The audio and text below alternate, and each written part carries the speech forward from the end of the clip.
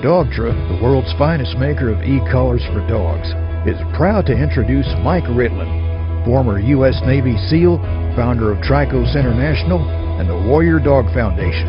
Mike's unique background and training expertise provide a powerful process to training canine dogs.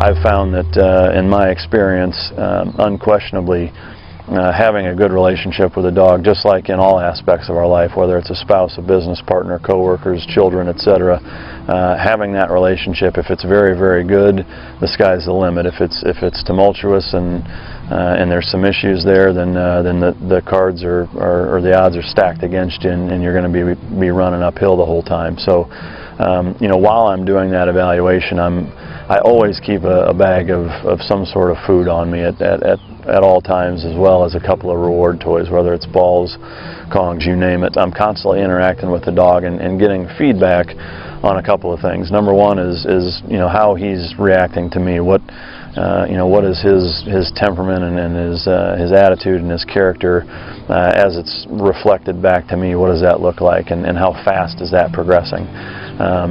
From there, then I'm still always looking at genetically what their drive is like, and kind of what tools they're bringing to the table, and that's forming really the backbone of my training plan. Even though it may seem informal to just see me walk around with a dog and flip him some treats or throw a ball with him and interact with him a little bit, his level of engagement, whether it's really high or it's a little bit aloof, all those things are really gonna dictate what my training plan is moving forward.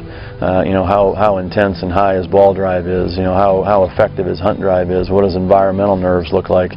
All of these components are contributing into my mental training plan as to how I'm going to move forward, potentially even where he's going to go. I talk about the dog kind of steering where it's going to go, and that's absolutely the case. I am a huge proponent of using the dog's natural inherited genetic drive to help us in training and not hinder it. An example would be if I've got a personal protection dog, for example.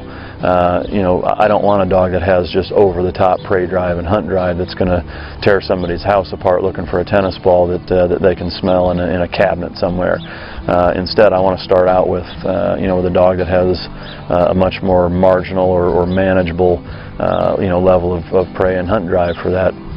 Just as one example, all of those things, if I need that kind of drive for detection work, then you have to have that. So if the dog doesn't have that, I'm not going to try to put that into him, something that is either there or it's not, by training. And so using all of these evaluations and these interactions to further my plan, like I said, I'm kind of a revolving training plan, and I make adjustments as needed, but I'm always kind of letting that dog dictate to me how that's going to go.